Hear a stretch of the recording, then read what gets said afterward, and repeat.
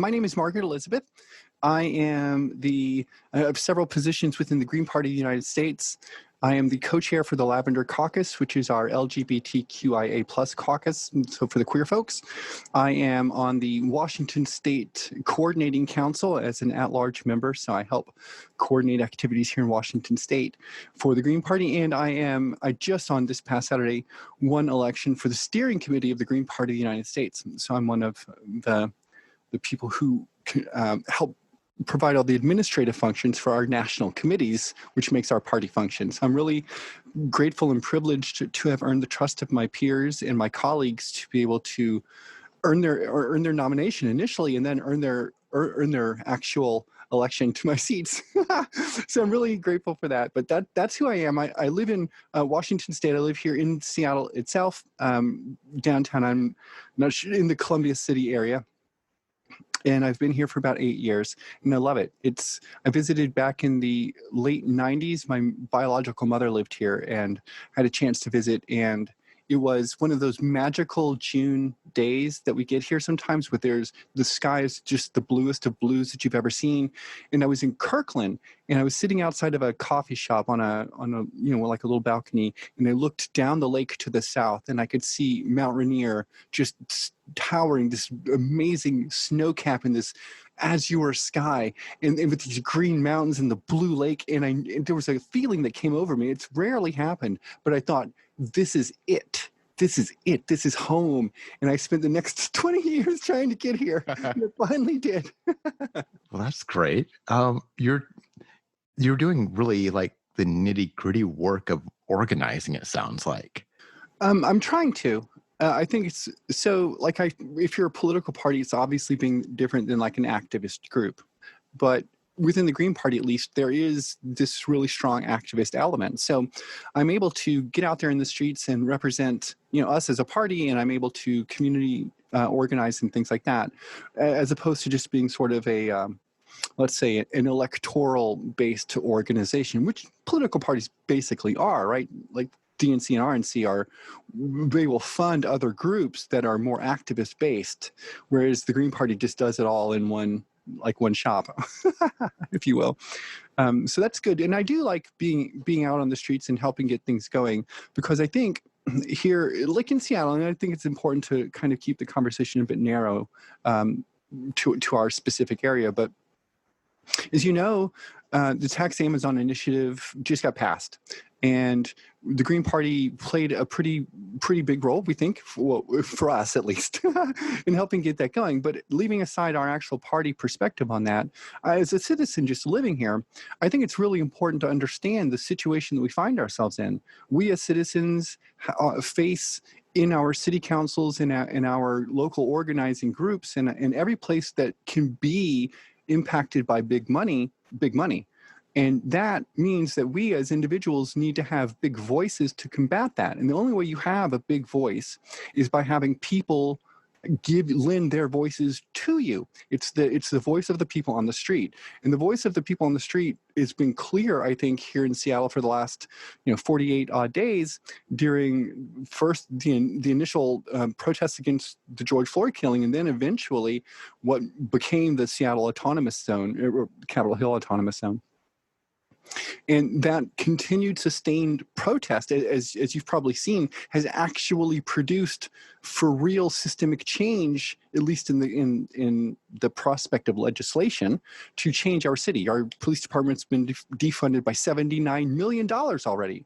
There is a veto-proof majority in the city council to do that. So that's happening. There's a call right now to recall Mayor Jenny Durkan from office, especially after especially after the egregious breaking of the promise to no longer deploy chemical irritants against protesters, but then doing it within 24 hours. I was in that group of protesters who that chemical irritant was used upon, and I assure you I was very, very upset by this. But what we see isn't so much them taking responsibility, because they're hiding behind semantics. They said the word tear gas. We won't use tear gas. Well, as it turns out, for you and me and basically everyone else, tear gas is just the slang word that means all of that stuff, chemical irritants. But it isn't. It's actually a technically distinct form or type of chemical irritants. So they didn't use tear gas. They used pepper spray, or they used CS gas. And so well, we didn't do it. We kept our word. But that's not the spirit of at all what that was. They meant to say to us they would not use chemical irritants, and they did. When you have somebody telling you something directly to your face and then doing the opposite of it within such a short time, it makes you feel as if you cannot trust them, as if they have violated the inherent integrity of the position that you have entrusted them to have, in this case being mayor. And further, if I can just add this about Jenny for a second, the fact that the mayor, the ostensible leader of the city, would make the claim that that person has no duty to administer the police force, to tell them how to operate, is an astounding thing to me. Who's supposed to tell them if not that person? Like I it's weird to think about this in a capitalistic structure or anything, but she's like, the boss, and we hire the police force. We hire them. We pay them money. They report to somebody. There's a boss for this. There's somebody in charge. And if she's not in charge of them, who is? And whoever those people are, they need to make this decision. Now, I think from, a politically savvy perspective, we understand that the issue here isn't just the mayor saying something like, oh, hey, you guys stop doing this thing. And they're like, oh, we don't want to. It's the city having to deal with the union contracts and the way that the law enforces contract negotiation. This is why the city can't just fire police officers. This is why they have these suspensions and these review processes, and they get put back on the force. And if not back on our force, they're simply let go so they can go join, Kirkland or Bothell or some other force that's just around us.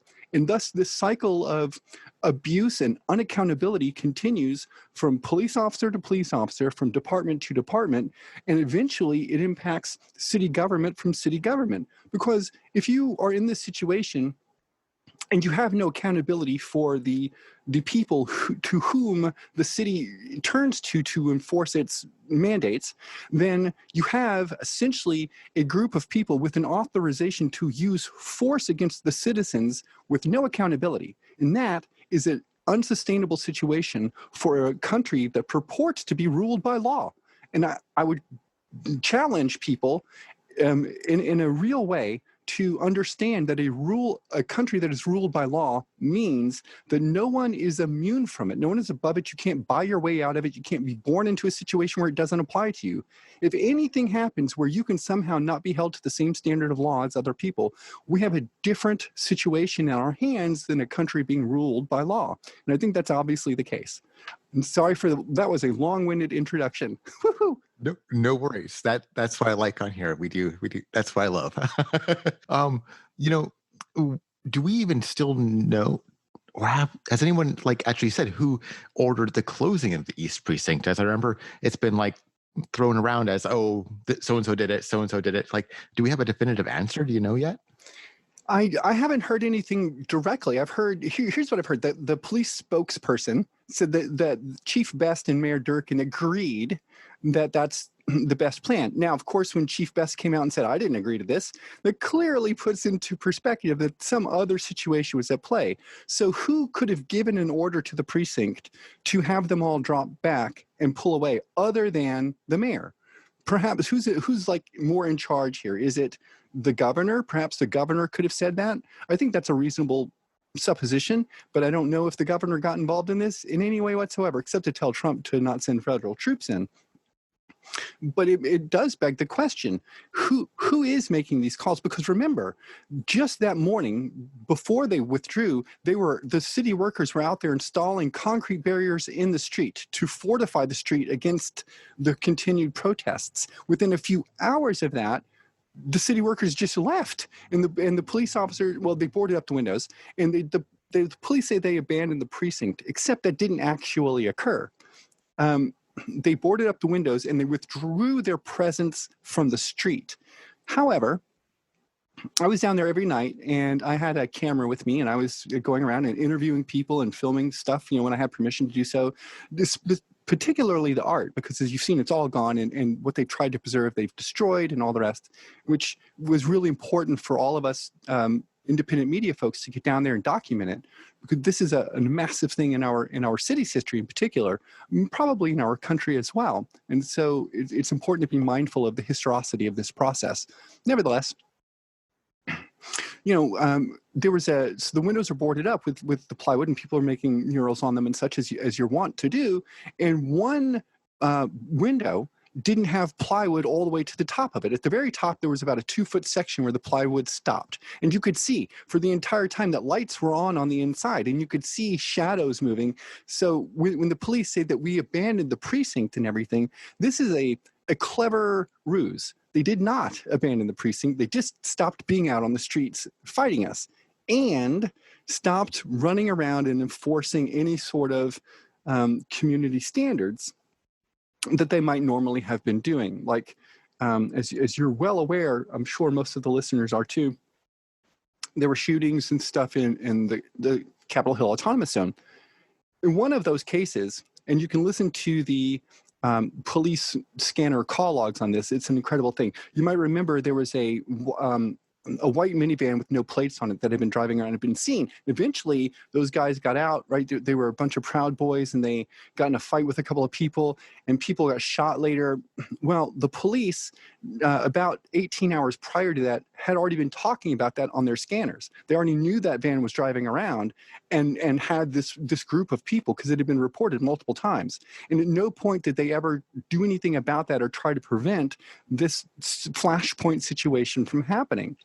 And so it's a really important thing to bear in mind, because I think for a lot of people, we have this inaccurate idea that the police force itself is designed as a way to prevent crime. But that is not the case. How can they prevent something that they are not physically there to prevent? It doesn't make any sense when you think about it just in a moment. So all you can really do with them is call them after a crime has occurred and have them investigate it, if someone got, and then capture somebody who may have gotten away. But that is not typically what they do. And it might be it might be something to easily dismiss and say, oh, that's a partisan perspective. And obviously, if you're a person who's a protester, you might think the police are inefficient in doing bad jobs and that sort of thing. And I think that would be a fair critique. So the only way you can really settle like these disparate views of emotionality is with evidence. And for us, at looking at police departments, the only thing that really can constitute evidence of their efficacy is if they have solved crimes. That's right, the thing. So, I don't want to be crass about it, but there are different classes of crimes, and some of them last on the books for a very short amount of time, like small burglaries. And there are felonies which last on the books for a long time, and the police spend a lot of time to investigate.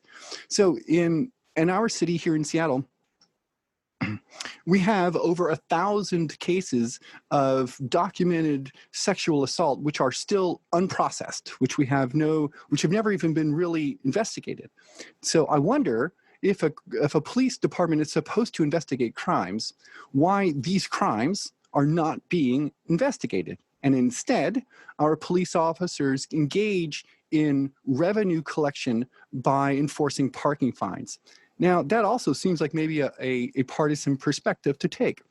However, when you look at the actual budget for the city of Seattle from last year, and you look at where all the money came from, we see that 49% of the police revenue came from revenue confiscation due to parking tickets. That was it.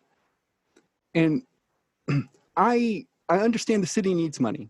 This is why we need to tax Amazon, obviously, and not have our police officers engage in revenue confiscation, issuing parking. I mean, we all know, if you live in the city, this is probably true in every city in the United States, but there are zones where you can park. If you live there, you get a zone parking permit, and there's downtown zones where you can park if you've got a zone parking too, but usually you're paying an hourly fee to park on the street, and you have to move your car every couple of hours, that sort of thing like that.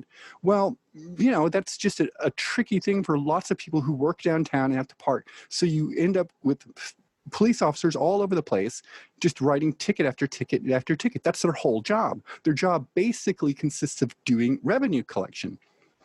When you talk to actual police officers, most of them will tell you that they never actually solve or stop a crime in progress. That doesn't happen. And if they ever get a chance to do so, it's like a highlight of a career. It makes a career. It'll be the thing. It's always after the fact. And in after the fact kind of scenarios, we as a society can take a better approach to how we figure things out that have happened. And I think, there's no way to understate this or overstate it, I should say. But we're right now here in July of 2020. This is a unique moment in history. There has never been anything like this in our lifetime, maybe ever in human history, where we have a confluence of events with a worldwide pandemic, a massive worldwide protest for human rights, the collapsing of the American economy, producing vast unemployment, and the eviction wave, which is about to start hitting us. So we're going to see all of these people on the streets. And I think one of the things we have to really be articulate about is understanding why these protests, especially in the United States, have not produced the systemic change which they had the promise of producing. And I would suggest to you that the number one reason is because every single protest we've ever had before in our life is full of people who have to go back to work the next day. And right now, there's no jobs to go back to. It's not that you would go if you could, but you can't because they aren't there, which means people are going to be in the streets, which means we're going to be agitating for change. And this means we have a unique opportunity to really finally change the system. And I think we're in a point now where we've come so far with this, we've gone so much, we can't give up now. We have to keep going. If we stop now, we'll undo everything that we've done. And it won't be sustainable. We have to, for real, change the system. And once we really change the system, and that doesn't mean it's like a utopia. It's still going to be full of growing pains. Coronavirus isn't going away just because we changed the system. Like that's a real thing. Any kind of systemic police brutality will still be a problem until we change the system. So it can't be like small incremental things, even though small incremental steps are how we get to systemic change. We can't be satisfied with these steps. And I think if I can paraphrase horrifyingly some far more smart and famous people than me, it's this siren song of the illusion of hope that keeps us content and complacent in these small changes that they offer to us. We said defund, for instance, here in Seattle, we said defund the police department by 50%. 50% defunding would mean somewhere close to like $215,000 or $1 million, $215 million. But instead, we defunded it by $79 million. Now, if you were just to say, hey, we defunded the police department by $79 million, wow, that's great, except it's less than half of what we asked for. And we can't be content with half of what we asked for. We've done that the entire time, and that's how we get into every time you have it, what you ask for, you eventually end up with very, very little. And so that's where we are now. And we can't be satisfied with half measures. We have to take these steps continually and incrementally with a sort of clarity of purpose and a sense of will that our predecessors had, but they never had the opportunity or the time to exercise them in the street. And we have that now. And I think we have an obligation to ourselves and the people who are going to come next in our society to do it. If we don't fix it, who will? And if it's not now, then when? I think one of the kind of overwhelming things about what's happening right now is just the scale of it. It's not just happening, in this city or in Portland, but all across the country and even the world. Like, how are you keeping yourself informed about what's happening elsewhere? Well, that's a really good question. Initially, I think it was easy enough to do because there were so many, for instance, on Twitter, there were so many posts being made and they were all bubbling to the top on your feed, so you could see it all over the place.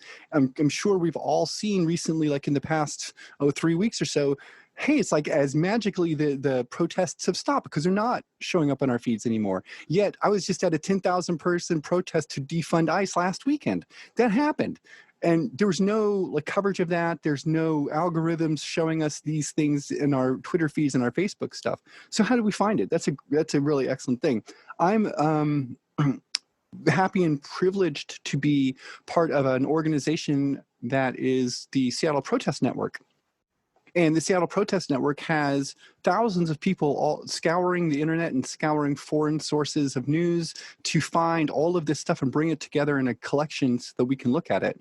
It's still an ongoing endeavor, of course. Right now, it's all new, right? We're all learning these things on the fly. This is a massive on-the-job training for a lot of people. And I think what you've seen, the reason, well, I got to back up for just a second. Because it's a massive on-the-job training, I think one of the things you're seeing is a lot of people finding it difficult to find good news sources. And so you keep going back to some of the same stuff. So if you're in the United States, for instance, maybe Twitter is an interesting place for you. You find a bunch of feeds there. Maybe Twitch, you go to someplace like, I don't want to plug anybody here. Okay, yeah. So you go to Twitch, right? You see some stuff there, and those will be international sources.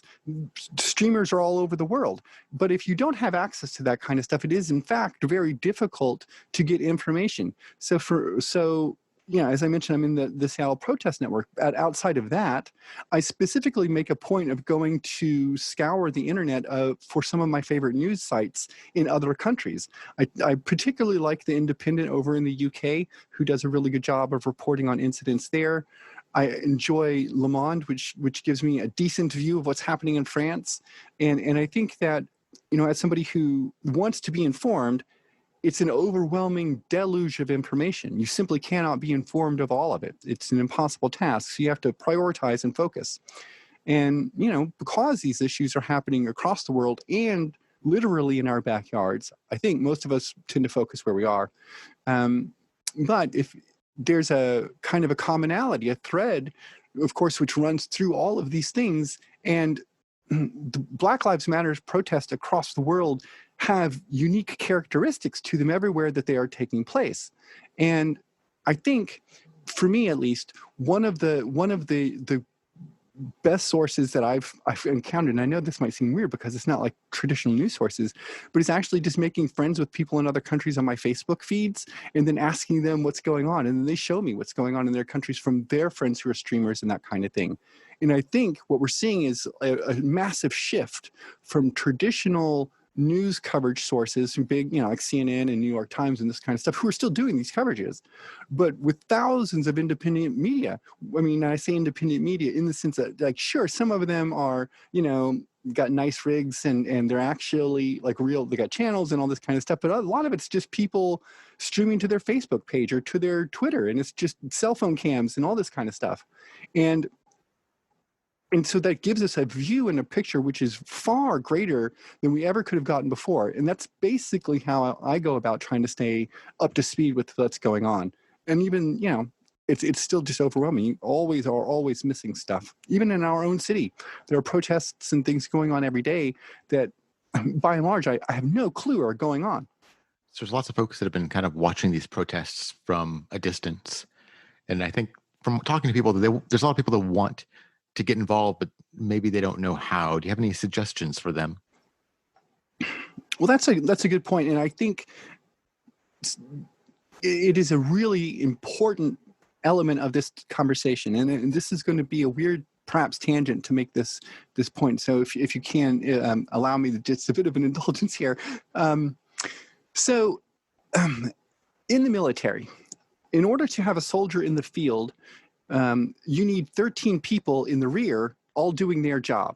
So in order for one person to be out in the field, you need 14 total people, right? One person in the field, 13 people in the back all doing their gig. And so what that means is that you need to have logistics and supplies and people supporting you, someplace to come home to, all these kind of other things. And I'm a disabled person, and I have a disability which, I'm fortunate, doesn't limit my mobility too greatly. So I can be out in the streets and march. But a lot of my friends cannot. And the way that they can help varies because, a lot of them don't have money, so they can't necessarily contribute to a bail fund. So you can retweet links from people who are streaming it. You can share stories about what's going on in the streets. You can bring awareness to people around you if they're not sure what's happening. One of the things I think for us here in Seattle, especially with dealing with or talking with people outside of Seattle, was during the Capitol Hill Autonomous Zone.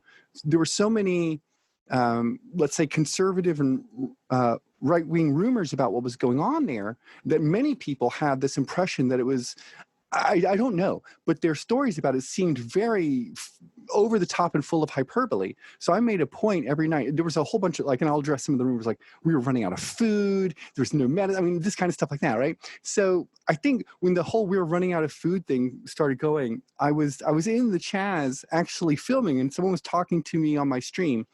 And they're like, okay, look, there's people talking about like food. Could you show us? Could you tell us, since you're there right now, is there food? Are y'all running out of food? And I looked around and I said, okay, well, here's a restaurant which is open. Here's another one which is open. You can just go get, like, I guess, some top ramen if you want. Here and I panned across this massive section of tables which had all sorts of food goods on it. Bread, canned goods, all sorts of things. It was like a farmer's market. And as I'm standing there filming and explaining, no, I think there's plenty of food here. Here's this food here. A bicycle, like delivery person for Domino's, rolls up and has a stack of 15 pizzas on the back of a bicycle and is just looking at like this crowd of people. Hey, where do I put these pizzas? Because people online are seeing what's going on and they're ordering pizzas from Domino's and just having them delivered to a street corner. And then, people are eating them. It was the most amazingly unusual thing about that I saw, and there was a lot of unusualness about it, because prior to this, the Chaz being established, the police were defending that street every single day and night with tear gas and rubber bullets and sonic weapons and all this kind of stuff. And then just like that, they're gone, and then there's food stalls and music and things, and it took on a weird sort of quasi street fair kind of vibe to the whole thing. And it made it a good place to organize, because we could organize in Cal Anderson Park from there and march to different places around the city. We marched down to City Hall, we marched to the West Precinct, this kind of stuff like that. And so that was good to be able to get those people together. But just in the general area, walking around it and stuff, it felt very not like a protest zone. And it didn't feel unsafe, like any more than any other part of a big city does. Not everyone lives in a big city, but big cities are not well known for their overwhelming safety. And so it just felt like big city stuff. It didn't really feel any different than being any other place at any other time, despite the lack of quote unquote police who were just in the building there with their doors closed. And it was important to challenge those rumors, because the way that left-based protests in the United States are often characterized are these really violent kind of endeavors with property destruction everywhere and people barely making it home alive and all this kind of stuff, when it isn't. It's massive protests of people marching and chanting in the streets and doing all this kind of stuff. And so I think it's really important as a person who's here, if you had an opportunity to challenge it. And so if you can't be out there in the street challenging it in a direct way and showing that kind of stuff, you retweet the links, you can provide food, you confront the rumors when they come up, and you provide actual evidence of what's going on there, and that kind of thing, which allows you, if you have the burning spirit to be on the street, I understand that, and that doing these other things doesn't assuage your conscience if you feel like you need to be out there. But it's an incredibly valuable and important thing, and it has to be done. These bail funds, there's a lot of people who get arrested during a protest, and if you're watching a stream and you see that happen, you can contact like the National Lawyers Guild and let them know. And the lawyers, like, this is a thing which is happening. They'll get people out of jail before they're even processed in, so less than 48 hours, which is what it usually takes. And that's really important, because if you've never been going through the jail process before, it can be really scary and intimidating. And it's important to keep as many people safe from that very traumatizing process as we can. Sorry, my cat is here talking to me. Sorry. Do you have time for a couple more questions, or should we wrap it up? Yeah, absolutely. So a lot of people seem to think that because the Chaz is gone, that this is all over. My opinion is it's just beginning. What do you possibly see as the future? That's a great question. I completely agree with your assessment. It's the beginning. I think the Chaz showed something. It showed the rest of the country, and indeed the rest of the world, that something like that could happen. The fact that it went away so quickly in a relative sense, doesn't diminish the fact that it's one of the longest lived autonomous zones in the world ever, which might be a staggering thing to realize. But if you go check this out, you'll see that there's not many autonomous zones in the world.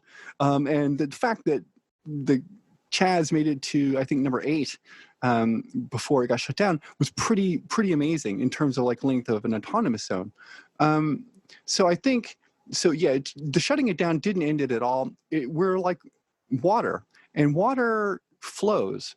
And when the water is stopped up in one location, you flow to where you can pool again.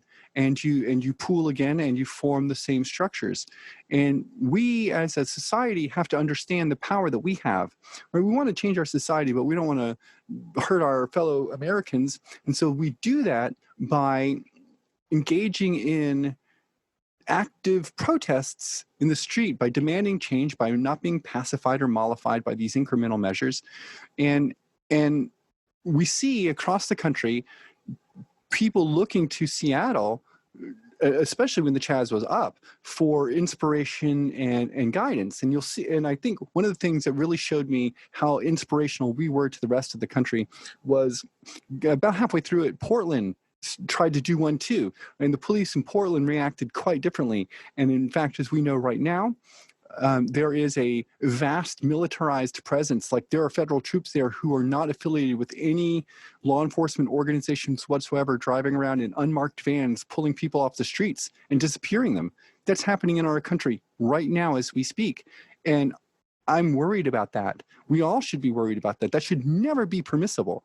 And we know that there are prisons here. If you are a person in the United States and our government decides that you are somehow aiding and abetting a foreign government, you can be arrested and disappeared into a prison where you have no rights and you are not permitted to talk to anyone. And that's it. You are gone from the public sphere and held someplace. There's a notorious one in Chicago, which we all, I think, know about.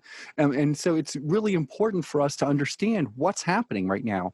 I think in a real way, and I know it seems, I can't even believe that this is the situation we find ourselves in right now. It's just so overwhelmingly, I want to say something like out of a movie, because it's like one of those things where you can't believe it gets worse, but then the next thing, oh no, and then the next thing, oh no, and then oh no, and then it just keeps going, right? The tension just keeps building. At some point, there's going to be this climax of action and tension that just gets resolved.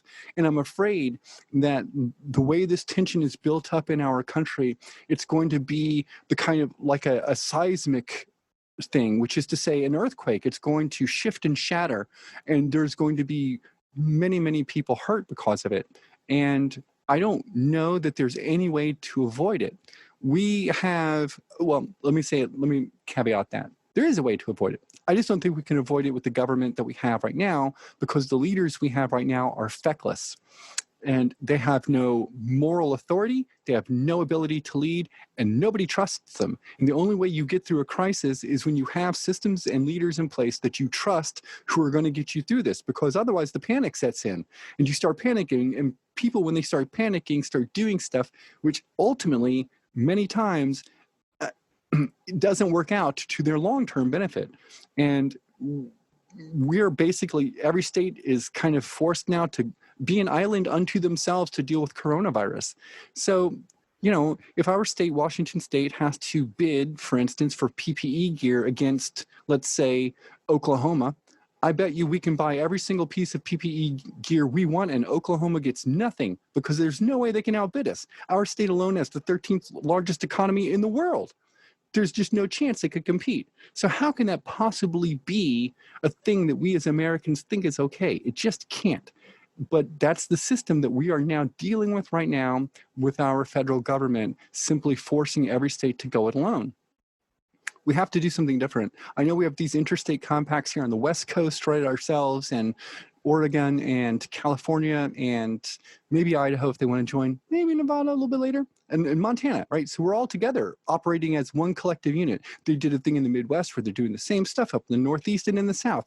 So we have these 4 regional zones which are working economically together to secure themselves during this pandemic.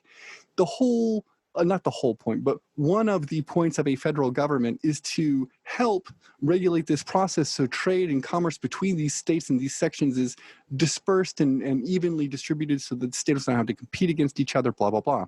So I find like we're in a situation which resembles, in many cases, like from a historical perspective, the fall of the Roman Empire. In the late Roman Empire period, we have these individual fiefdoms all over the place who are competing against each other while still under ostensibly the rubric of, you know, Roman Empire, but they weren't. And it feels like that. And of course, because the United States is now being ravaged by coronavirus, every country in the world except for 3, I think, have closed their borders to us. We can't leave. We're here now. Trump did build a wall. He just built a wall around us and kept us in here while we're all going to die from coronavirus. That's a bit of a hyperbole, but I feel it. It's pretty true. Yeah, it feels like it's 100% true. Yeah, it's a pretty devastating experience. To be fair, I have friends in other countries, and they write me all the time, and they can't believe it. They can't believe it. And I think if you're an American and you don't know people from outside of the United States, it might be weird to understand this. But the rest of the world is looking at us and pitying us. They feel sorry for us. They can't believe it's happening to us, and they know how much it's going to devastate us. And you know, look at for instance, New Zealand, who is essentially going back right now to how business was beforehand. And I say business, not necessarily just capitalistic expression of this, but just the day-to-day activities of people. Nevertheless, they're going back to their day-to-day lives. And not only are we're going backwards, we're going back to phase 0. We have to go back to complete lockdown because it's run away from us. We never had it under control, but the little bit of control we had is gone. And look what happened to the only reasonable people in the entire room during this discussion. Dr. Fauci is sidelined. I mean, yeah, it's remarkable. Like it boggles the mind. Like it, yeah. I'm speechless. I was just reading the news before we started on here, and every day it gets weirder and weirder. What Georgia now has mandated that what the cities and counties can't say you can wear masks, or it's just insane. Yeah, it is insane. And I can't, I don't really understand. Like, you know, here's the thing about that, right? The George Floyd rebellion is taking place in the midst of this massive, I think the fact that so many people are willing to be out in the streets and demonstrate right now in the midst of this massive pandemic, which is killing people all over the place. Remember, we've already lost more Americans than we lost in the entirety of World War I. So that's a thing. And the fact that so many people are willing to be out there and face it should demonstrate without any equivocation just how incredibly passionate people are about this and how they feel that this is the time to take this action. There is no better time. And they're willing to risk it all. They're willing to risk their lives to bring about a change. And I don't mean a change. I mean, let's be really specific. They're trying to bring about a change in the way that the policing system works and to establish without any equivocation that Black Lives Matter.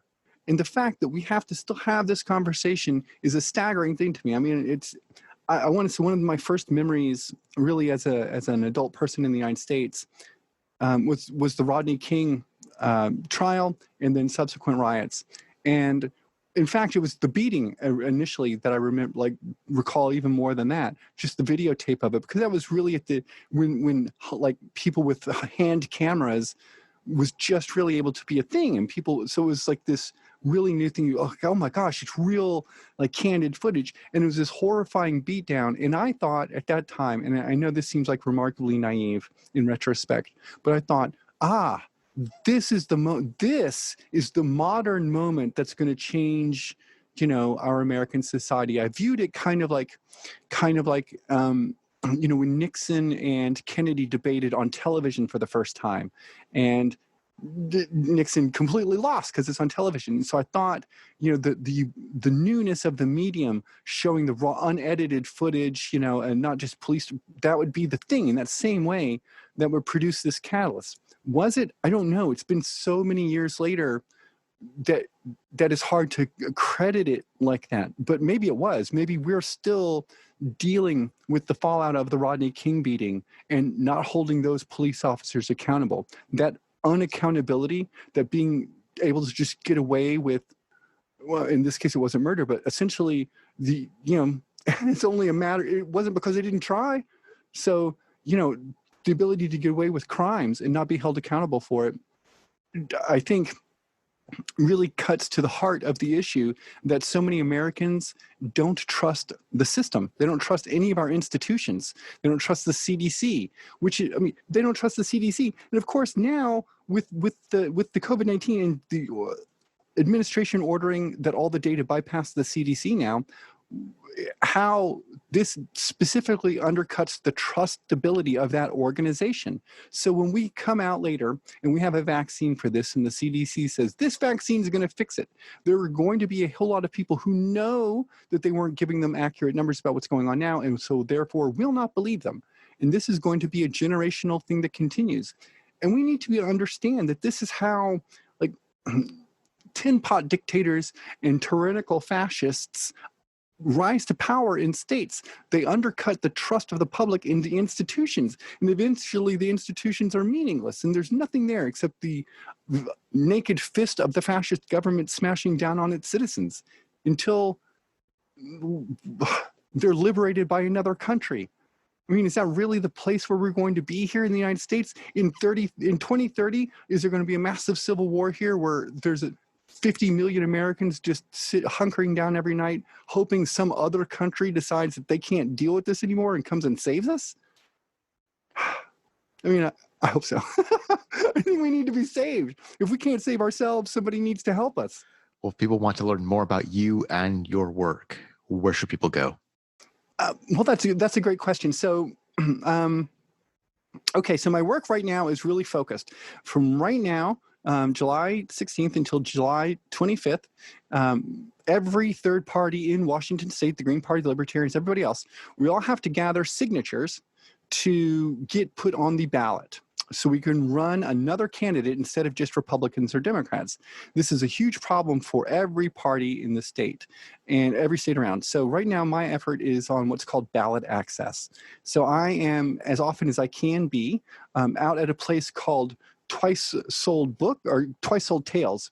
They're on Harvard Avenue, right outside of the Seattle Autonomous Zone, or the previous Seattle Autonomous Zone, at 1833 Harvard Avenue. And we have a table out there, and we're trying to get signatures. You can go to the Green Party of Washington website. There's a petition you can download from there and fill it out and send it in.